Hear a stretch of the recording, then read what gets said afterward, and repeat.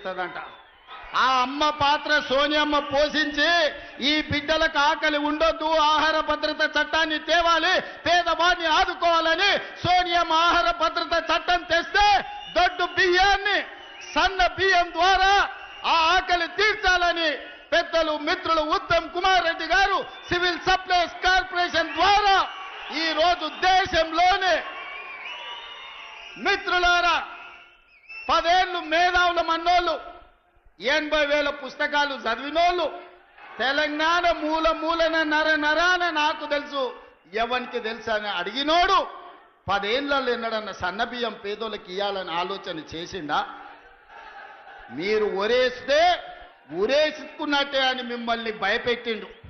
ఆయన ఫామ్ హౌస్లో 1000 ఎకరాల వరి పండించి, మిత్రులారా ఇది బాగా తెలంగాణ రైతాంగం వినాలి, ఆనాటి మాజీ ముఖ్యమంత్రి గారు ప్రజలకు విజ్ఞప్తి చేసిండు, మీరు వరి వేయొద్దు, మేము ఒట్లు కొనం, ఒకవేళ ఒరేసుకుంటే మీరు ఊరేసుకున్నట్టే అని.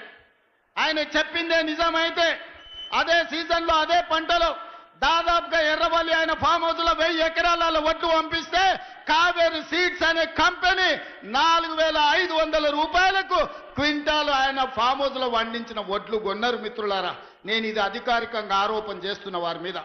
నేను అడుగుతున్న తెలంగాణ రైతాంగాన్ని, మనం పండించిన ఒట్లు 2,000 కొనేటాడు దిక్కు లేదు, రైతులు ఉరేసుకుంటుంటే ఒట్లు కొనక చంద్రశేఖరరావు గారు ఫామ్ హౌస్లో పండించిన ఒట్లు 4,500 రూపాయలకు క్వింటాల్ కొన్నారంటే అవి ఒడ్లా లేకపోతే అందులో బంగారం పండుతుందా అని నేను అడుగుతున్నా.